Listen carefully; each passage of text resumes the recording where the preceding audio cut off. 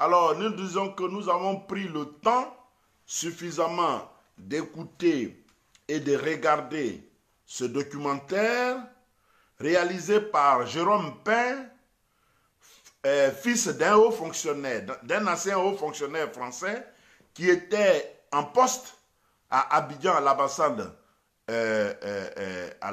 60 jours, oui, 60, merci Galébaï Barouan, 60 jours ou le temps des assassins, c'est pas 69 minutes. Oui, donc Jérôme Pin, qui est Jérôme Pin? Jérôme Pin est donc le fils d'un ancien haut fonctionnaire diplomate qui était en poste à Abidjan au moment où, donc en 2002, au moment de la rébellion, au moment où Regnault Vignal, ancien ambassadeur de la France en Côte d'Ivoire, s'était mis comme belligérant dans cette crise, dans cette rébellion. Et c'est en ce moment que le père de Jérôme Pin, du nom de Dominique Pin, était en poste à Abidjan. Alors, ce film documentaire, curieusement, un autre film documentaire que nous avons eu en 2002, réalisé par un certain sociologue belge du nom de Benoît Schroer, qui était intitulé Côte d'Ivoire poudrière identitaire. Documentaire dans lequel on avait chargé le pouvoir Laurent Gbagbo d'être un pouvoir identitaire, c'est-à-dire un pouvoir qui n'aimait pas les étrangers, xénophobe et que sais-je encore. Cela nous rappelle étrangement donc ce documentaire. Alors, d'abord, les questions que nous allons nous poser. Quel message veut-on nous donner à travers ce documentaire? Surtout qu'il intervient à l'orée d'une audience, à quelques jours d'une audience importante pour nous autres, c'est-à-dire une audience qui doit déterminer si le président Laurent Gbagbo acquitté et son ministre Charles Blé Goudé acquitté depuis le 1er février 2019 doivent être libérés totalement pour qu'ils entrent en Côte d'Ivoire ou s'ils doivent être maintenus.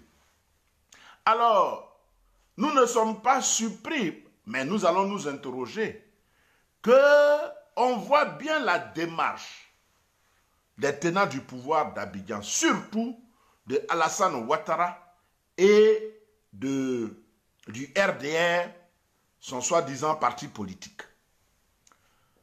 Alors, il n'y a pas longtemps, il y a une semaine de cela, non, 10 jours de cela, à peu près, il y a eu une découverte macabre à Mans, des ossements humains de 20 corps qui étaient ensevelis dans une fosse commune, déterrés par des gradins qui étaient en train de faire une route. De façon précipitée, et cela s'est passé le 13 janvier, de façon précipitée, la procureure Kunta Nafisiatou de la ville de Mans est venue nous livrer ou nous servir des fadaises pour accabler les Fancy, alors que nous savions très bien que pour sa communication, c'était bien sûr le MPCI, le MPIGO, le MJP, c'est-à-dire la rébellion conduite par Sorodium qui était visé. Mais comme Ouattara est pervers, la communication a été de mettre en confrontation les Fancy et les rebelles pour s'accuser mutuellement. Nous sommes venus pour donner notre part, notre position, parce que nous nous arrogeons le droit de déconstruire tout mensonge sur l'histoire récente de la Côte d'Ivoire. Nous sommes encore vivants. En 2002, nous étions des acteurs majeurs de la politique en Côte d'Ivoire. Nous étions majeurs. Et parmi les survivants, parce que Ouattara pensait que sa rébellion allait tuer tout le monde et qu'il allait rester seul pour réécrire l'histoire, parmi donc les survivants de la rébellion de Ouattara, il y a des historiens, il y a des archivistes qui ont archivé tous les éléments. Donc, rien ne peut nous échapper et rien ne nous ébranle. C'est pour cela que tout mensonge, d'où qu'il vienne, nous allons le déconstruire. Et ce mensonge grossier qui est encore pendant avec ce documentaire de Jérôme Pin, nous allons le déconstruire. Et ce n'est que le début, ce soir. Alors, quel est le message que ce documentaire envoie? Après le film documentaire de Benoît Schroer de 2002 qui parlait de poudrière identitaire, et qui chargeait des connotations xénophobes la Côte d'Ivoire et les Ivoiriens, ce documentaire, quand on le visionne, on l'écoute, s'ouvre sur le témoignage d'une dame qui serait l'ancienne secrétaire du général Guéhi Robert. Comme par hasard, tout le monde est mort dans la cour de Guéhi Robert, sauf la secrétaire. Et que dit le Jérôme Pin, qui réalise ce documentaire? Il dit que en 2002, la dame, la secrétaire, Albertine, était venue le voir pour témoigner en 2002. 18 ans après, c'est cette année 2020 que Jérôme Pin et Ouattara trouvent le moyen pour diffuser ce témoignage. Nous disons encore dans la forme que ce film documentaire ne date pas d'hier. Cela fait 3 mois qu'il a été mis sur YouTube par Jérôme Pin, sur son compte YouTube. Pourquoi? C'est 3 mois après, sinon 4 mois après, parce que nous sommes presque en fin janvier, à quelques 2 semaines d'une audience importante pour nous autres, que ce documentaire sort justement après le scénario manqué de la fosse commune de Mans. Pourquoi c'est maintenant que ce documentaire sort avec des témoignages surréalistes d'une secrétaire qui, bizarrement et curieusement, serait la seule survivante? Cette secrétaire nous explique que ceux qui ont été assassinés, ou ceux qui ont assassiné Madame Guéhi Rose à l'époque, donc en 2002, étaient tous des bêtés, des militaires bêtés qui parlaient bêtés. Et elle est formelle. Elle est formelle. Nous nous demandons que dans la nuit du 18 au 19 septembre, où Abidjan est à feu et à sang, où les Fancy ont été surpris parce qu'ils ne s'attendaient pas à une rébellion, où la gendarmerie nationale, où la police, les Fancy cherchaient à sécuriser la Côte d'Ivoire. Bonsoir ma grande sœur, Marie-Claire Gorou. Oui, où les Fancy cherchaient à sécuriser la Côte d'Ivoire et les Ivoiriens.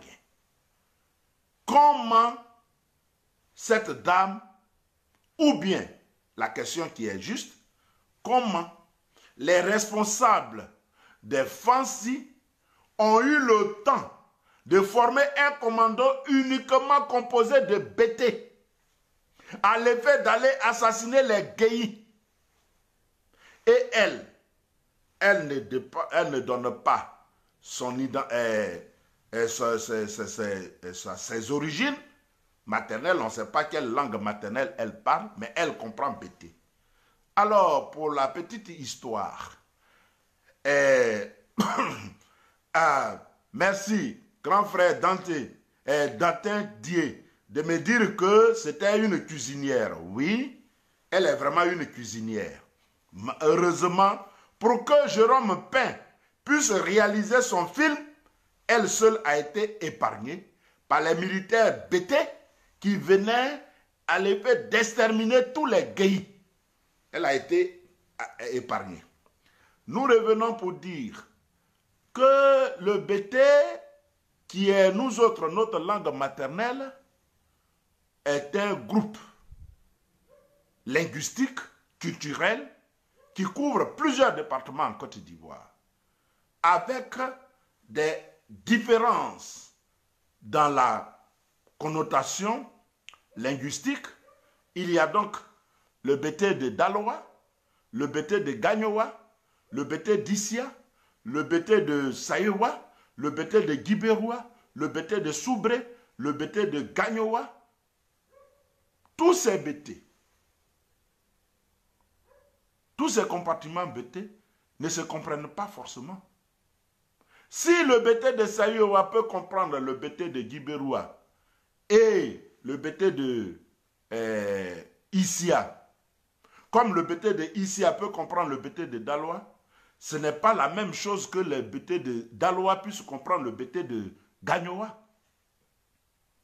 Et le Bété de Gagnoa, ce n'est pas évident qu'ils comprennent le Bété de Soubré. Alors, comment a-t-on fait pour réunir un commando qui parle exclusivement Bété dans ce moment où le feu était sur Abidjan à l'effet d'aller tuer Guéhi? Mais qui avait intérêt à tuer Guéhi? Revenons un peu en arrière. Avant l'éclatement de la rébellion en 2002, mais le 1er août 2002, Bala Keïta a été assassiné à Ouagadougou. Encore, c'était une femme Bété envoyée par le conseiller militaire de l'ambassade de Côte d'Ivoire à Ouagadougou qui avait tué Bala Keïta. Aujourd'hui encore, 18 ans après, 19 ans après, ce sont des militaires Bété qui sont venus tuer Rose Guéhi et Guéhi Robert.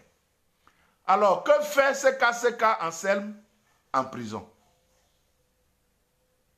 Il fait quoi en prison, CK Anselme? Dites-nous, relâchez-le, puisque c'est un nattier.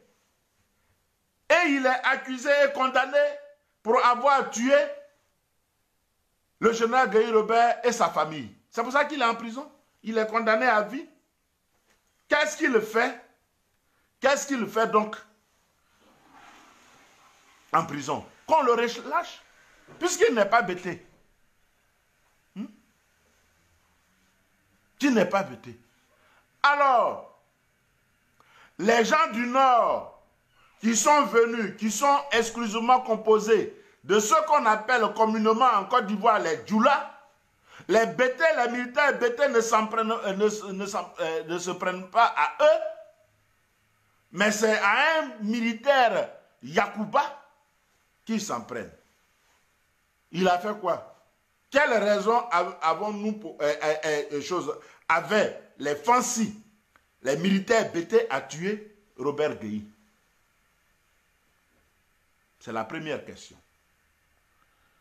Alors, la deuxième question, c'est que on oublie facilement que s'il y avait, qui avait intérêt à tuer Guéhi, s'il y avait quelqu'un qui avait intérêt à tuer Guéhi, ce sont ceux qui ont éliminé Bala Keïta, qui était le porte-parole de Guéhi, au sortir de leur réunion de préparation du coup d'État, parce qu'au départ, ce n'était pas une rébellion, en 2002.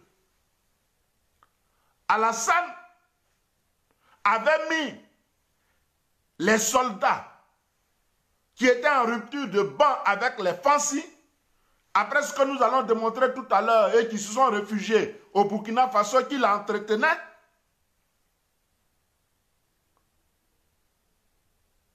venaient faire un coup d'État la nuit du 18 au 19 septembre 2002. Entre-temps, ils ont tué Dali Oblin à Koroko, à Bouaké, ils ont assassiné Dagrou-Lula, à Abidjan même, ils ont tué le ministre Boga Doudou. Et ça, le film documentaire ne parle pas de ces morts, mais parle de Rose Gueye, qui aurait été tuée par des pétés. Allons comprendre quelque chose. Allons comprendre quelque chose. Alors, je dis bien, si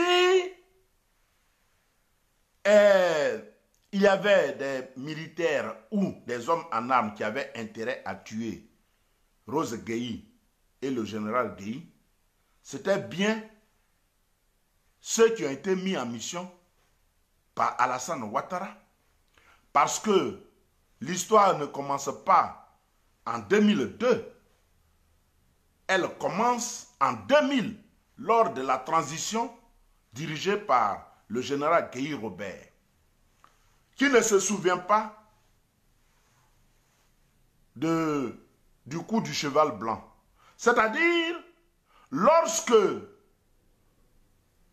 le débat ou la campagne sur la constitution nouvelle qui allait être votée en juillet 2000 battait son plein, et il y avait une guerre entre le « et le « ou » pour définir les conditions d'éligibilité sur les origines de tous ceux qui pouvaient être éligibles. C'est en ce moment que le RDR a mis les militaires RDR des Fancy en mission pour tuer le général Gueye, et son domicile a été attaqué le 18 mai 2000. Et c'est dans cette attaque que son cheval blanc a été tué. C'est pour cela qu'on a baptisé ce coup le coup du cheval blanc. Et le général Gueye, sa garde a riposté, parce que c'était un militaire, et c'était les militaires qui dirigeaient la transition. Donc sa garde a riposté. Et Diomandé Soalio, dit la Grenade, a été tué. Les autres ont fui. Shérif Ousmane a eu la chance, ses dents ont été cassées, et ils ont fui les Agazaga, les Watao, et ils sont réfugiés au Burkina Faso. Les Kodé Zakaria, c'est là qu'ils se sont retrouvés au Burkina Faso, où Alassane Ouattara les entretenait. Et c'est de là-bas qu'il les a mis en mission pour venir faire un coup d'État. Mais si le coup d'État échoue, il faut tuer ceux qui peuvent vous gêner. D'où l'assassinat du ministre Boga Doudou. D'où l'assassinat de Robert Gueye et sa maison. Voilà les faits. Nous sommes encore vivants. Il ne faut pas traverser l'histoire de la Côte d'Ivoire. Et pour que des militaires bêtés viennent tuer Rose Gueye, encore faut-il qu'ils appartiennent au même régiment. Encore faut-il qu'ils appartiennent au même régiment. Donc, dans l'armée ivoirienne, il y a des régiments spéciaux constitués uniquement par des bêtés, parce que Gbagbo est au pouvoir. Ah, vraiment. On est encore vivant, hein. Ouattara, ta rébellion n'a pas tué tous les Ivoiriens. Donc, il y a des Ivoiriens qui peuvent témoigner. On arrivera tout à l'heure à ce stade. Mais nous disons que quel est le message?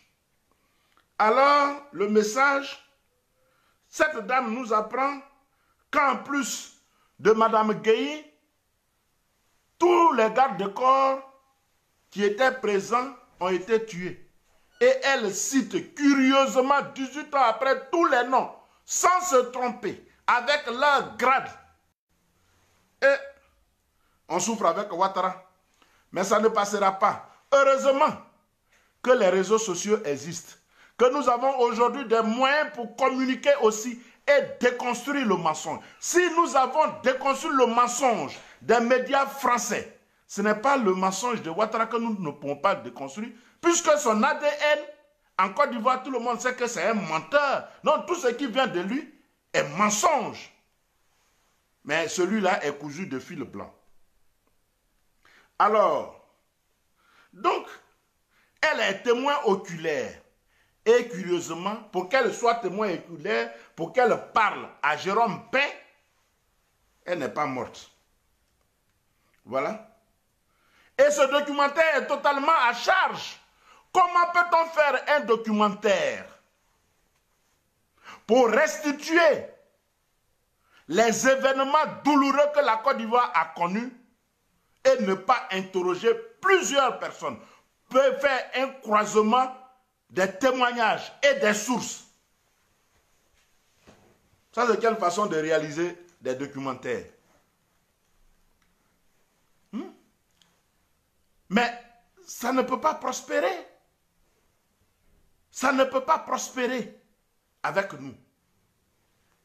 Alors, comme M. Pain donc ne montre aucune autre image en dehors des images que nous connaissons déjà, c'est-à-dire les gens que les rebelles ont tués ce 18, cette nuit du 18 au 19 septembre, il ne nous montre plus d'autres images.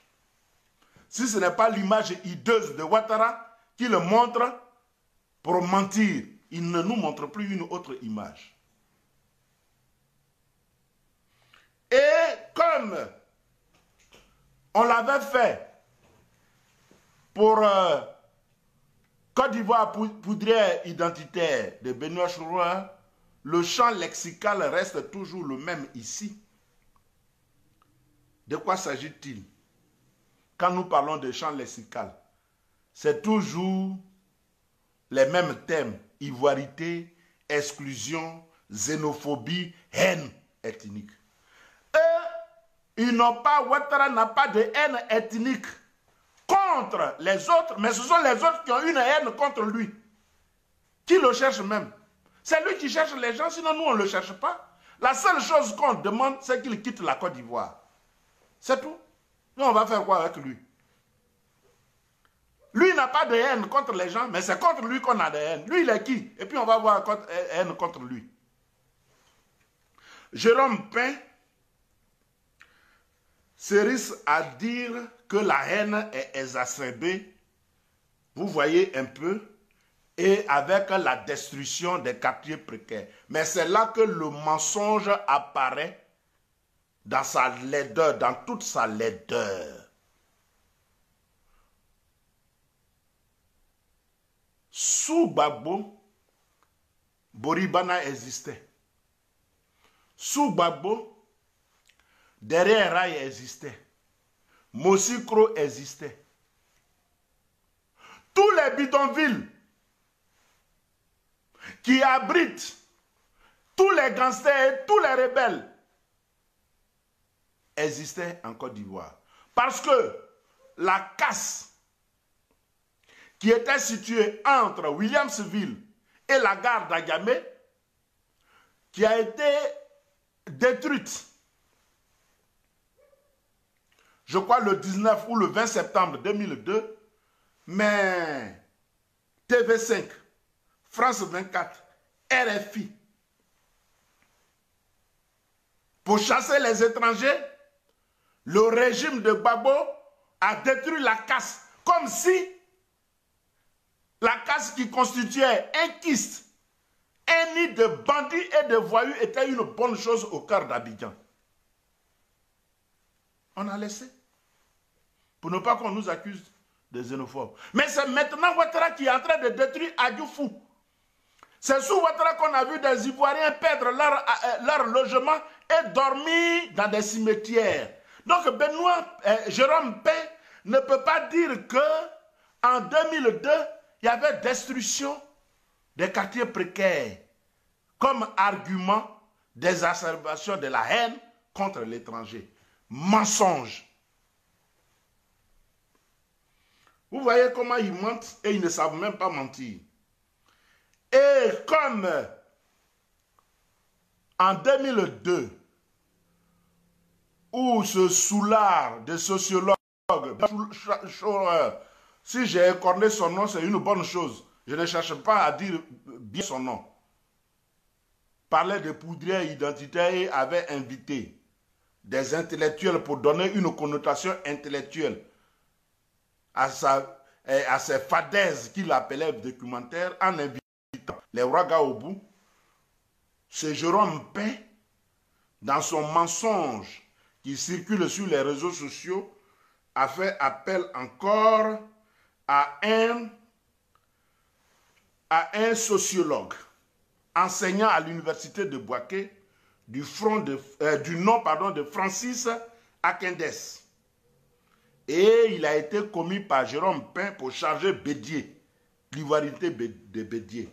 Lorsque Bédié appelait hier tous les partisans du PDCI à voter pour Alassane Ouattara au deuxième tour de l'élection présidentielle de 2010, il n'était plus xénophobe et ivoiritaire. Mais comme Bédié a quitté, a divorcé avec le RHDP, l'ivoirité de Bédié réapparaît. Ce n'est plus Babo qui est ivoiritaire, mais c'est Bédié qui est ivoiritaire. Et le vieux Bédié, il avait déjà dit il y a 2 semaines de cela, que comme je ne suis plus au RHDP, les mêmes anathèmes qu'ils avaient contre moi sont ressortis, je suis devenu ivoiritaire. Mais c'est ce que Jérôme Pin confirme ici. Alors, qu'est-ce que nous pouvons dire dans notre analyse? Alors, qui avait intérêt à tuer Gueye? Nous revenons sur ça. C'est bien Ouattara et ces hommes qui avaient intérêt à tuer Robert Gueye parce qu'ils avaient déjà éliminé Bala Keïta. Parce que pour eux, le coup d'État devait réussir et revenir à Alassane Ouattara. Et donc, au cours de cette nuit, Babo n'était pas là. Babo était en Italie. Il était en Italie. Il n'a donné aucun ordre en tant que chef suprême des armées. Donc, on ne peut pas l'accuser. Cela ne s'applique même pas à lui. Cela ne s'applique pas à lui. Il faut que le mode opératoire de Ouattara change un jour. Le mode opératoire doit changer un jour. Lorsque Alassane Ouattara dit que lui, il a échappé à la mort, parce qu'après la mort de Gueye, c'est lui qui devait être tué, mais qui le cherchait? C'est lui ayant eu peur de ce qu'il était impliqué dans la déstabilisation de 2002, parce que les gendarmes ont trouvé plus de 3000 boîtes de sardines chez lui avec du pain, des gilets pare-balles. C'est lui qui a fui pour sauter la clôture de l'ambassade de l'Allemagne, qui jouissait son domicile. Et c'est de là que ses amis, les diplomates français, l'ont pris pour l'amener à l'ambassade de France. Si les Ivoiriens voulaient tuer Alassane Ouattara, mais c'est ce jour-là que les gendarmes devaient le tuer, il n'aurait même pas eu le temps de sauter la clôture. Est-ce que Bougadougou a eu le temps de sauter la clôture? On l'a tué, puisqu'il venait pour l'éliminer. Donc ceux qui sont partis à son domicile, c'était pour le sécuriser. C'est lui qui a eu peur et puis il a sauté une clôture. Mais si les Ivoiriens étaient des assassins et des sanguinaires comme lui, mais une balle l'aurait atteint et puis nous on respirait aujourd'hui. C'est parce qu'on n'a pas voulu le tuer, qu'il vit encore et qu'il maltraite les Ivoiriens. Donc il arrête de mentir. Ce documentaire est un faux. Ce documentaire est un faux. Alors, Ouattara ment en disant c'est moi qu'ils veulent. J'ai tout réussi dans ma vie, je vais y aller, rester ici. Ouattara Oussa, un peureux comme ça, lui, si c'était lui qui était à la place de Laurent Gbagbo, qui était en voyage en Italie, au moment de l'attaque d'Abidjan, et au moment où Jacques Chirac avait mis un plan en place pour éloigner Laurent Gbagbo et que les rebelles prennent le pouvoir à Abidjan, et Laurent Gbagbo a refusé pour dire « je rentre à Abidjan pour aller diriger mon pays parce que c'est moi qui le cherche. Ce n'est pas quelqu'un d'autre. » Il savait que Boga Doudou avait été tué et il est venu à Abidjan. Si c'était Alassane Ouattara, il serait parti. Pour toujours, on ne l'aurait pas vu. C'est lui qui peut dire « c'est moi qui le cherche, restez ici ». Lui, Ouattara, il ment. C'est un mensonge de trop. Pour finir, nous disons, c'est un message que nous lançons au gouvernement ivoirien. Ce message, qu'il l'écoute très bien parce qu'il est important. En 2010, lors de la campagne présidentielle, précisément lors du débat télévisé entre Alassane Ouattara et le président Laurent Gbagbo, Ouattara a dit au monde entier qui le suivait que lorsqu'il va prendre le pouvoir, il va faire les enquêtes sur la rébellion de 2002. Et quand la France l'impose dans les conditions que nous savons et qu'il a la totalité du pouvoir en Côte d'Ivoire, il a le pouvoir exécutif, il a le pouvoir législatif, il a le pouvoir judiciaire, il a la presse, c'est-à-dire la RTI, qui est considérée dans la presse, donc les masses médias qui sont considérés dans les pays développés et démocratiques comme quatrième pouvoir. Ouattara a ça, donc il concentre en lui seul dans ses mains les 4 pouvoirs qu'on peut avoir dans un pays si le pays est démocratique. Il a tous ses pouvoirs. Il a tout fait pour revenir au parti unique et à la pensée unique. Il a même dépassé le parti unique du PDCI avant 1990. Il a tous les pouvoirs.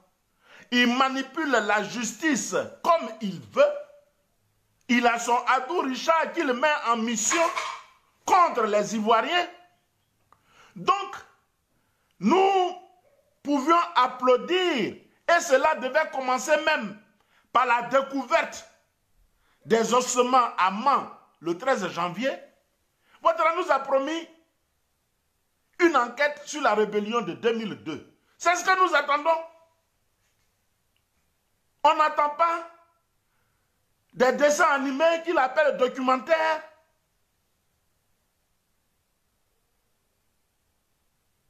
Des films que nous pouvons considérer comme les Bobo Diouf, c'est-à-dire la série satirique faite par les Burkinabés, ça c'est ça.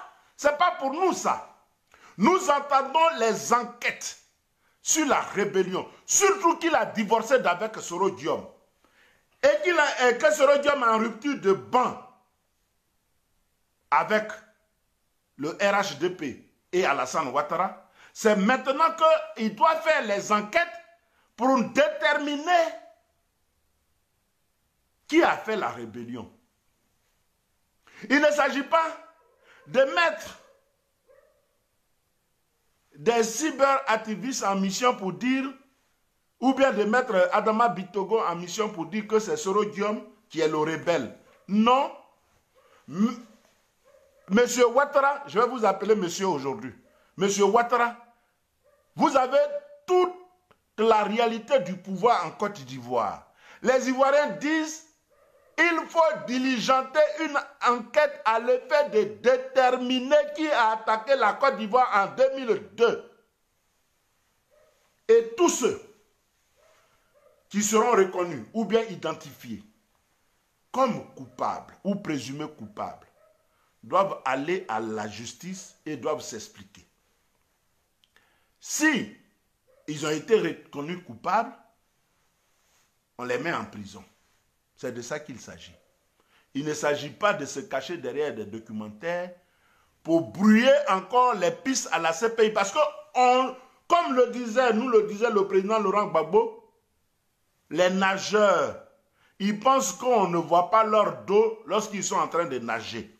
Mais nous voyons leur dos. Mais pour Ouattara, il n'y a plus d'eau dans la piscine. L'eau a tari. Donc ce n'est pas son dos seulement que nous voyons. Nous voyons tout son corps. Et ils pensent que nous ne voyons pas sa démarche. Sa démarche est simple. Il a commencé sur les ossements des mains. Ça n'a pas pris. Il vient maintenant sur un documentaire qui a été mis en ligne sur YouTube depuis octobre 2019. Pourquoi c'est à 2 semaines du procès du 6 février, de la reprise du procès du 6 février, que ce documentaire est mis en ligne, ou bien sur les réseaux sociaux. Et la CIDVR, la CDVR, la commission de vérité et réconciliation qui a été conduite par le Premier ministre Bani, où sont les résultats? Cette commission, financée à coût de millions de francs CFA, a donné les résultats. Il faut livrer ces résultats à la justice, de sorte que ceux qui ont été identifiés et qui sont encore en vie, la brigade de gendarmerie, la brigade de recherche de la gendarmerie les recherche, ou bien la police les recherche pour les arrêter et les mettre en prison. Ce n'est pas avec un documentaire qu'on va nous distraire. Qui a fait quoi en Côte d'Ivoire? Il faut faire les enquêtes. C'est de cela qu'il s'agit. Et donc, pour finir, voilà quelqu'un qui est en train de se battre, je parle de Ouattara,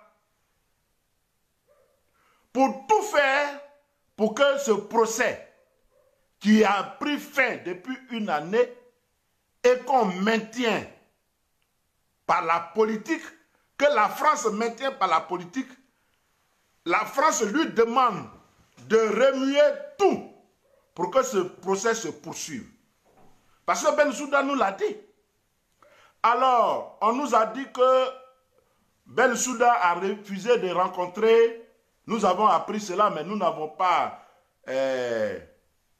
vulgarisé cela parce que on ne sait pas si c'est vrai ou si c'est faux, que Bensouda aurait refusé de rencontrer Ouattara récemment à Londres, lors de son séjour londonien. Mais si tel avait été le cas, nous disons que c'est un jeu, mais nous réservons cela pour le vendredi, pour notre direct de vendredi. Mais pour aujourd'hui, nous disons que Bensouda nous avait dit que lui et qu'elle souhaite que son appel aboutisse pour que le procès reprenne. Depuis quelques jours, les agents judiciaires de la France mis en mission auprès de Ouattara, qu'on appelle abusivement les avocats de l'État de Côte d'Ivoire, parce que si ce sont les avocats de l'État de Côte d'Ivoire, ils ne doivent pas manœuvrer pour que des citoyens ivoiriens, plusieurs qui ont été responsables en Côte d'Ivoire, celui-même qui a été président de la République de Côte d'Ivoire pendant 10 ans, l'État ne peut pas manœuvrer pour qu'il demeure éternellement à l'étranger après son acquittement. Donc ce ne sont pas des avocats de l'État de Côte d'Ivoire.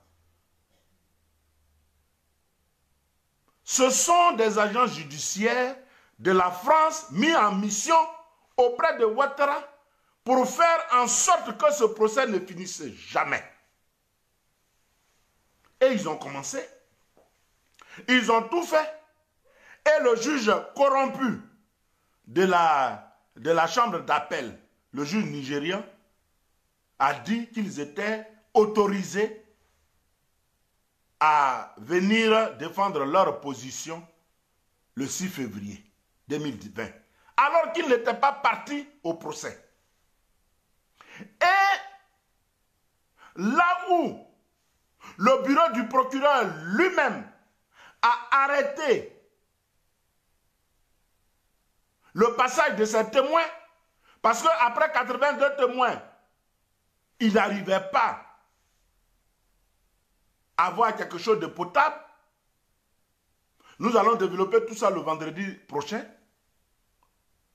Mais nous disons que cela se tient parce que, oui, Ouattara et ses agents judiciaires qu'ils appellent abusivement avocats de la Côte d'Ivoire sont en train de manœuvrer pour tout faire pour que le procès reprenne. Et ils passent par tous les moyens. Et ils sont en train de chercher de nouveaux témoins qui vont témoigner. Et cette dame, on ne sera pas surpris demain si jamais les choses changeaient.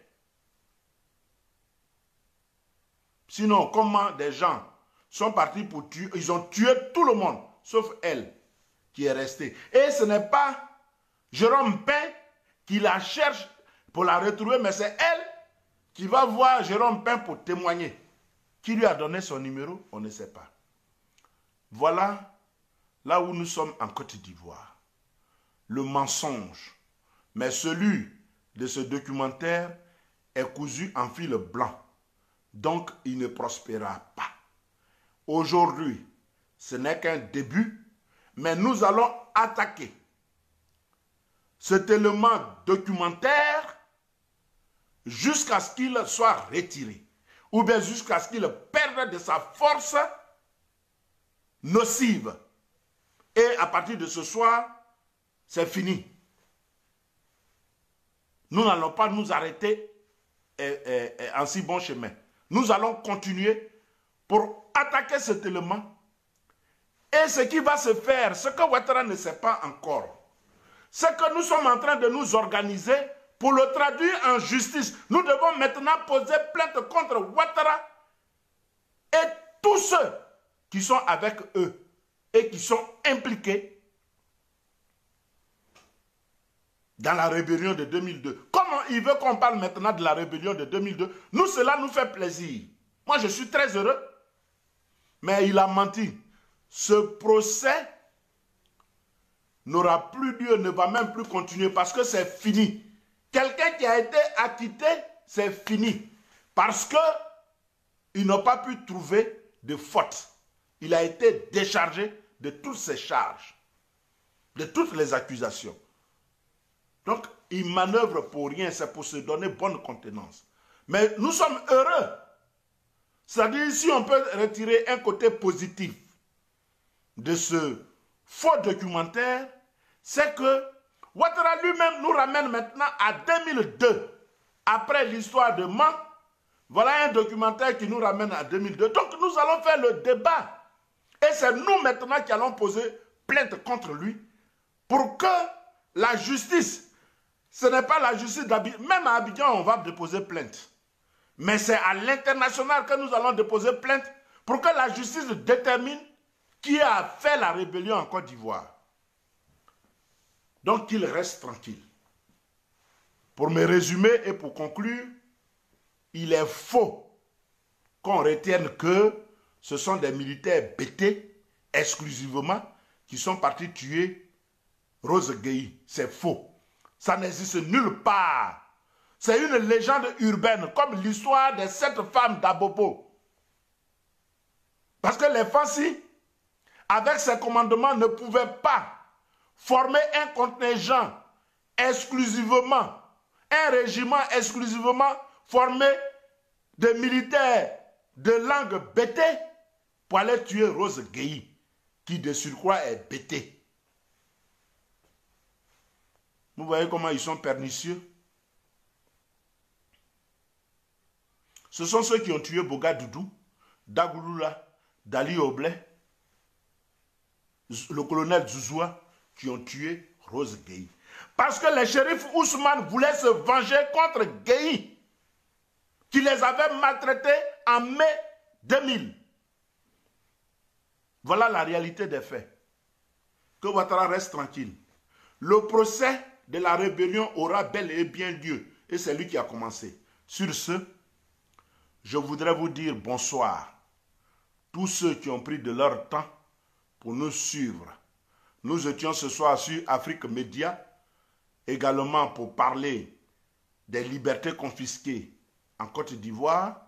Ce soir encore, nous nous sommes efforcés de parler de ce faux documentaire parce que pour le combat que nous menons, nous ne serons jamais fatigués. Je vous remercie pour avoir pris de votre temps pour nous suivre. Sur ce, je voudrais demander à Dieu de donner la paix à chacun de vous dans sa famille respective et que Dieu bénisse la Côte d'Ivoire. Bonsoir.